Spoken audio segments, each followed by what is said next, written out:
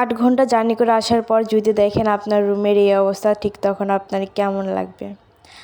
আমার জাস্ট দেখা আমার অবস্থা খারাপ হয়ে গেছে। ভাই আমি এগুলো কী করে রাইখা গেছি?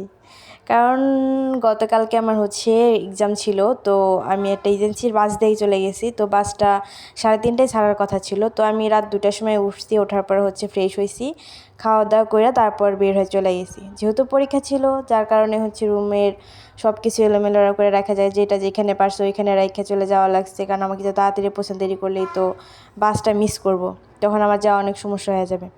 তো আসার পরে আর ফ্রেশ হয়েছি, ফ্রেশ হওয়ার পরে যদিও অনেক টায়ার্ড লাগতেছিল, কিন্তু তারপরে রুম তো আমাকে গোছাতেই হবে। তারপরে শুরু করে দিলাম। আমার প্রায় 2-2.5 ঘন্টা লাগে গেছে আমার এই রুমটা গোছাইতে। তো গোছানোর সময় সবসময় আমি এটাই ভাবতেছিলাম, ভাই আমি যখন চলে গেছি তখন কেমন এমনি করে রেখে গেছি, তখন গোছায় রেখে গেলে হয়তো আমার এত টাইম লাগতো না। কিন্তু হ্যাঁ, তখন গোছায় দেখলে হয়তো বা আমার তখন হচ্ছে রাতে ঘুমানোটাই সমস্যা হয়ে যেত। তখন মানে দেখা গেছে সন্ধ্যা রাত থেকে আমার সব কিছু গোছায় রাখা লাগতো, কারণ যখন চলে গেছে তার 1-1.5 ঘন্টা আগে থেকে তো সব গোছালো। যাই হোক, সব কিছু গোছানো শেষ করে হচ্ছে আমি রান্না করতে চলে গেছি, কারণ আমার খাবার রান্না করা ছিল না। তো ফ্রিজে কিছু না পাইয়া আমি ভুড়ি রান্না করছি, যেহেতু আমার কোনো সবজি রান্না করার মানে সবজি ছিল না বাসায় যে আমি সবজিটা রান্না করব।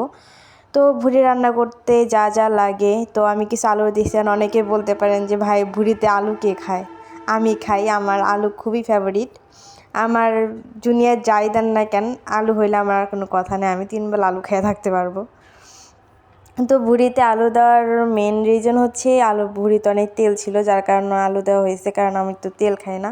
তো আলু দিলে হয়তো বা তেল একটু কম লাগে। তো এই হচ্ছে আমার ভুড়ির ফাইনাল লুক। দেখতে অবশ্যই কেমন লাগতেছে অবশ্যই